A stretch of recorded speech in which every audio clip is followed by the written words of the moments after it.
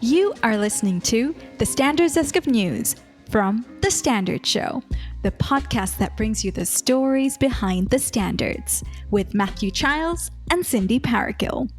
Hey, Cindy Parakill. Hey, Matthew Childs. Well, shall we have the Standards Desk of News? Yep, let's do it.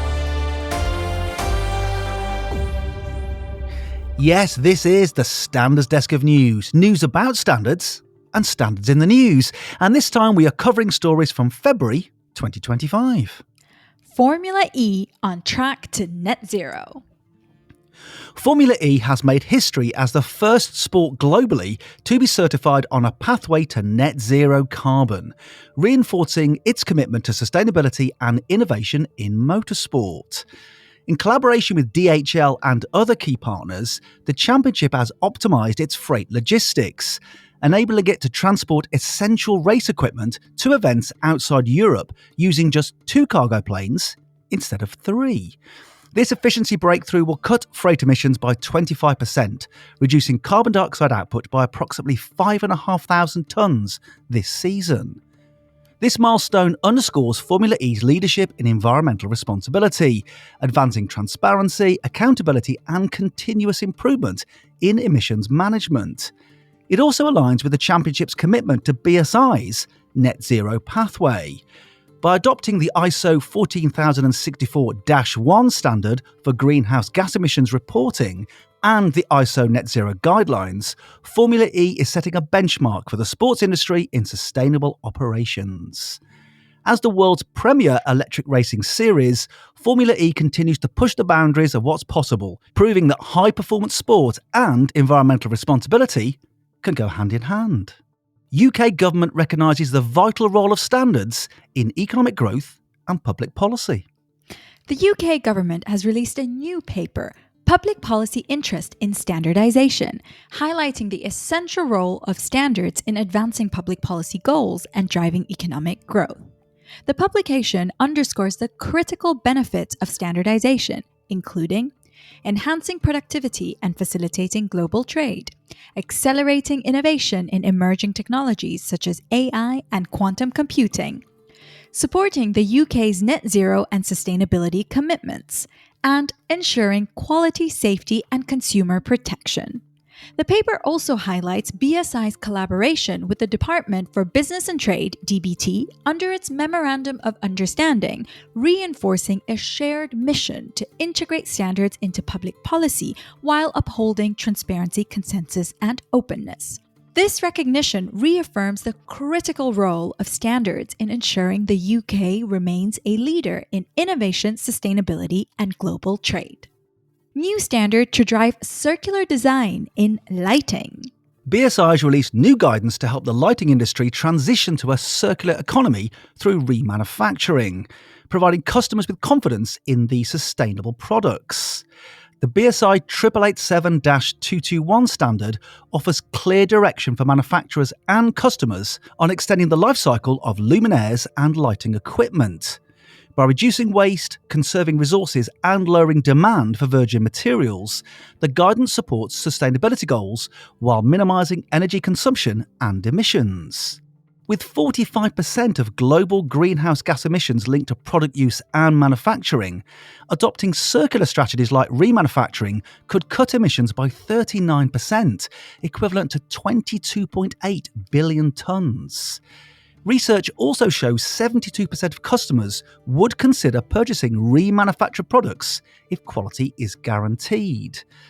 Developed by BSI as the UK national standards body, this standard provides the necessary framework to support remanufacturers while ensuring industry-wide trust and compliance. And if you want to know more about the story behind this standard, then check out the episode we did with the young design engineer Tom Ruddle, who drove its development. Details are in the show notes. And more standards driving circular design, this time for fishing gear. The EN 17988 series of European standards on the circular design of fishing gear and aquaculture equipment has been published, marking a major step towards sustainability in the industry. Developed by CEN Technical Committee 466, these standards provide a framework for designing fishing gear and aquaculture equipment that align with circular economy principles, ensuring materials can be reused, repaired, or repurposed. By tackling marine plastic pollution and inefficient resource use, the standards facilitate innovation, support environmental regulations, and improve waste management. They align with EU directives like the Port Reception Facilities Directive and the Single-Use Plastics Directive, offering the fishing industry a clear roadmap for sustainability while at the same time helping to protect marine ecosystems. Trustworthy AI standards for consumers. On the occasion of the AI Action Summit, which took place in Paris earlier this month, ANEC has published a fact sheet on trustworthy AI standards for consumers, highlighting the role of standards in ensuring consumer protection in an AI-driven world. As the European consumer voice in standardisation, ANEC works to ensure that standards support the implementation of European laws and public policies, particularly in emerging technologies like AI.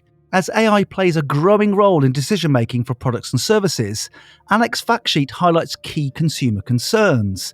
It emphasises the need for strong safeguards to protect consumer rights, the role of European standards in ensuring human-centric and trustworthy AI, and how the European AI Act uses standards to shift the burden of proof for compliance in high-risk AI systems.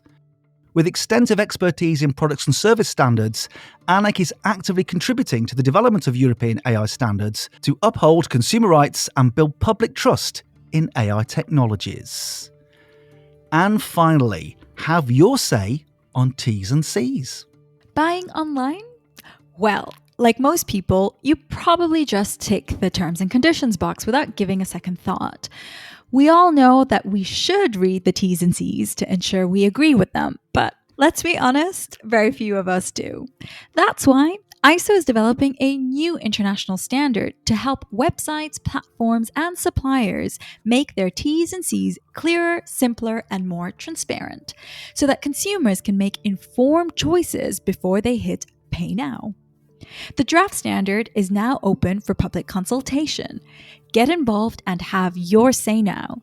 Details of how to do so are in the show notes. Yes, as are the links to some of the other stories we have featured today.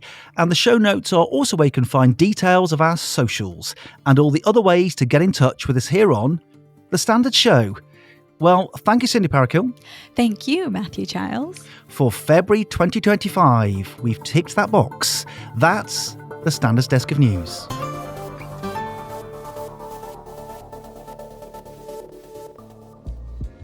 You have been listening to the Standards Desk of News from The Standard Show, the podcast that brings you the stories behind the standards. You just heard a Stripped Media production.